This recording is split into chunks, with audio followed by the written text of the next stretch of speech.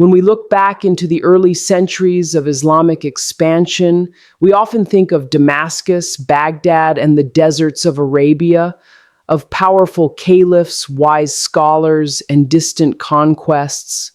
But far away from those heartlands, on the edges of the known world, lay a province that stood quietly between two civilizations, Sindh, the frontier between the great empire of the Abbasids and the mysterious lands beyond the Indus. It was here, in this distant corner of the Muslim world, that faith, politics, and geography met in ways few people remember today. This is the story of the early Muslim governors of Sindh, men who carried the banner of Baghdad to the edge of India and who struggled to keep it flying in a land that was both strange and ancient. When Muhammad bin Qasim first conquered Sindh in 712 CE under the Umayyads, he planted the first seeds of Islamic rule in the region. But after his sudden recall and execution, the rule of the Arabs in Sindh wavered. The empire changed hands, the Umayyads fell, and the Abbasids rose in 750 CE, bringing a new vision, one of centralization, scholarship, and a vast network of governors appointed from Baghdad itself. Sindh, though distant and difficult to manage, was part of this vision. The early Abbasid caliphs saw it not just as a conquered land, but as a frontier, a testing ground for faith, diplomacy, and power. Imagine for a moment how far Sindh was from Baghdad. Thousands of kilometers of deserts, rivers, and mountains lay in between. Messages could take months to arrive. Governors ruled without immediate supervision, often relying on their own judgment. This distance created both opportunity and danger. It gave them freedom to act, but also exposed them to rebellion, corruption, and isolation. The men sent from Baghdad were not only administrators, they were ambassadors of a new civilization trying to take root in an old one. The early Abbasid governors of Sindh inherited a complex situation. The people of Sindh, Hindus, Buddhists, and Jats, had lived under local traditions for centuries. Many of them still remembered the days of Raja Dahir and the fall of his kingdom. Temples stood beside mosques, and older laws often continued under new names. The Abbasid governors understood that to survive here, they needed more than soldiers. They needed diplomacy, patience, and a respect for local customs. In many ways, Sindh became a laboratory of coexistence long before the word existed. One of the first Abbasid governors of Sindh was Hakam ibn Awana al-Kalbi. Appointed by Caliph al-Mansur in the mid-8th century, he sought to strengthen control over this faraway province. He faced two main challenges: external threats from the Rajput kingdoms beyond the Indus, and internal unrest among local chiefs who had accepted Arab rule only in name. Hakam tried to build bridges, literally and metaphorically. He fortified key cities like Mansoura, which became the new capital of Arab Sindh, and encouraged trade between the Indus Valley and the Arabian Gulf. Through these networks, Sindh's goods, rice, textiles, and spices began to find their way to Basra and Baghdad. But Sindh was never an easy land to rule. Its geography was as complicated as its politics. The Indus River shifted its course often, cutting off villages, changing trade routes, and creating new islands of settlement. Governors had to balance the demands of Baghdad with the realities on the ground. Collecting taxes in such a diverse and scattered land was never simple, and every governor who failed to send sufficient revenue back to Baghdad risked losing his position, or worse. Another notable figure was Daud ibn Yazid, who ruled during the time of Caliph al-Mahdi. His tenure was marked by a delicate balance between enforcing Abbasid authority and maintaining peace with the local population. The Abbasids were deeply aware that Sindh was a borderland. Beyond it lay the powerful Hindu kingdoms of northern India. Open hostility with them could draw the empire into endless wars. So Dodd maintained diplomatic contacts, sometimes exchanging envoys, sometimes even arranging marriages or trade pacts. These were not mere political maneuvers, they were survival strategies. The Abbasid administration also brought changes in language and learning. Arabic began to mix with the local dialects. The new rulers recorded taxes and legal judgments in Arabic, but local scribes often translated these into Sindhi or Sanskrit for the people. Over time, a hybrid administrative culture emerged. Mosques stood beside temples, and the call to prayer mingled with the sound of bells and chants from the old faiths. It was a complex, sometimes tense, but often peaceful coexistence. And yet, not all was calm. The distance from Baghdad meant that governors were tempted to act independently. Some grew ambitious and dreamed of autonomy. One such figure was Umar ibn Hafs Hazarmard, who ruled Sindh in the early 9th century. He tried to consolidate power by marrying into local families and recruiting Sindhi soldiers into his army. For a while, his plan worked. Mansoura prospered, trade flourished, and local elites began to accept Arab authority more genuinely. But with power came suspicion. When reports reached Baghdad that Umar ibn Hafs was acting like a king rather than a governor, the caliph sent an army to remove him. He was replaced, and the lesson was clear. Sindh might be far away, but Baghdad's eyes were always watching. Still, it was not easy for the caliphs to maintain direct control. The Abbasid Empire stretched from the Atlantic to the borders of China, and in that vastness, Sindh was but a small, distant province. The flow of gold, soldiers, and officials from the center could not reach it easily. Gradually, power in Sindh began to localize.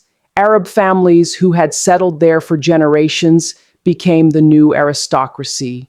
They intermarried with locals, adopted local customs, and spoke the Sindhi language alongside Arabic. For them, Sindh was no longer a frontier, it was home. By the mid-9th century, the Abbasid hold over Sindh weakened further. The caliphs in Baghdad faced revolts in other parts of their empire, especially in Persia and Central Asia. Governors of Sindh, sensing the empire's distraction, began to act as semi-independent rulers. Some even stopped sending regular tribute. The most prominent of these autonomous dynasties were the Habarids, who ruled Sindh from around 854 CE. Though they nominally accepted the Abbasid caliph's authority, in practice they governed independently from Mansoura. Their coins carried the caliph's name, but their policies were their own. Under the Habarids, Sindh entered a new era of stability and identity. They continued the Islamic traditions established earlier, but allowed local culture to thrive.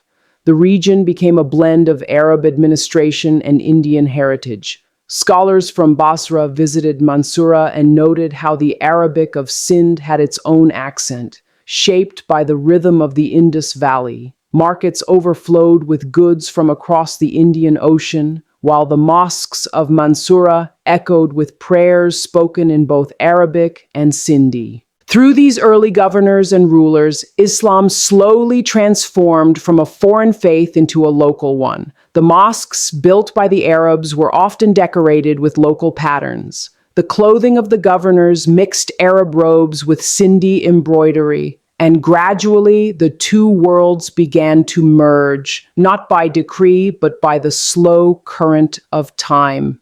Still, the connection with Baghdad never disappeared completely. Even in their semi-independence, the governors of Sindh would send gifts and letters to the caliphs, seeking recognition and legitimacy. For them, to be part of the Abbasid world was to belong to something vast and glorious, a civilization that connected the deserts of Arabia with the deltas of the Indus. But at the same time, they understood that survival required local wisdom. They could not govern by force alone. They had to listen, adapt, and respect the diversity of their land. One of the most fascinating aspects of this period is how trade shaped governance. The ports of Sindh, Dabal, Debul, and later Thatta became lifelines for commerce between India, Arabia, and East Africa. Governors who maintained peace and order in these ports brought wealth to their cities. Merchants, both Muslim and Hindu, worked side by side. Their ships carried silk, spices, and gems to faraway lands. Sindh, once a remote province, became a crucial node in the Indian Ocean trade network. The governors also had to manage relations with the tribes of the frontier, the Meds, the Jats, and the Rajputs. These groups were powerful, mobile, and often resistant to centralized control. Some governors tried to subdue them through military campaigns. Others chose alliances and marriages. The frontier was never static. It was a zone of negotiation where diplomacy and warfare existed side by side. Life in the cities of Arab Sindh reflected this blending of worlds. In Mansoura, one could hear the recitation of Arabic poetry, the hum of Sanskrit chants, and the chatter of traders in Sindhi. The Friday sermons praised the Abbasid Caliph, but the everyday life of the people remained rooted in their local traditions. The dress, food, and festivals of Sindh showed an early form of cultural synthesis, a glimpse of what South Asian Islam would later become. As the centuries passed, the Abbasid Caliphate itself began to fragment. By the 10th century, new powers rose in Persia and Central Asia, the Saffarids, the Samanids, and later the Ghaznavids. Sindh, too, entered a new chapter. The Habarids continued for some time, but their influence waned as regional politics shifted. Yet the legacy of those early Abbasid governors remained. They had laid the foundations of governance, faith, and coexistence that would shape Sindh for centuries to come. Their rule also left behind physical traces. The ruins of Mansoura, for example, still whisper stories of that time. Archaeologists have found coins bearing both Arabic inscriptions and local motifs, fragments of pottery with designs that show both Arab and Indian styles. In those ruins, one can almost hear the echo of the muezzin's call mingling with the songs of the river. What makes this chapter of history so fascinating is how forgotten it has become.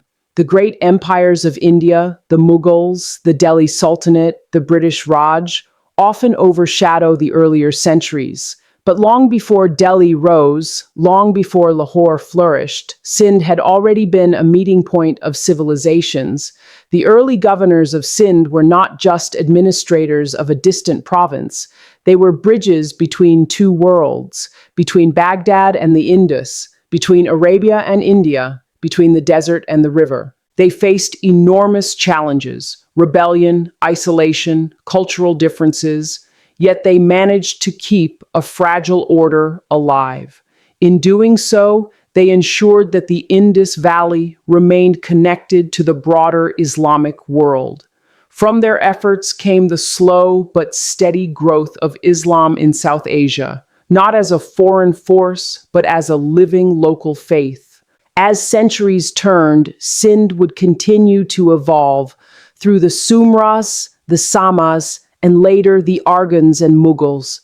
But the roots of its Islamic identity began here, in those first generations after the conquest, under the governors who carried Baghdad's authority in one hand and the trust of the Sindhi people in the other. And so, as we look back at this forgotten chapter of history, we must ask ourselves, how did these early governors manage to rule such a diverse land from so far away? How did they balance faith and pragmatism, loyalty and independence, Arab ideals and Indian realities? The story of the early Muslim governors of Sindh is not only a tale of conquest, it is a story of adaptation, coexistence, and human endurance. It reminds us that history is not made by empires alone, but by the countless men and women who live at their edges. who build bridges between worlds rather than walls between them. And when we think of Sindh today, its music, its poetry, its gentle spirituality, can we not still feel the distant echo of that meeting between Baghdad and the Indus, that ancient dialogue of faith and culture, which in many ways never truly ended? So, what do you think? Do forgotten chapters like these still matter to us today? Do they still whisper lessons about coexistence, tolerance, and understanding in our modern world? Or have we, in chasing grander histories, allowed these quieter stories to fade away, perhaps when we need them the most?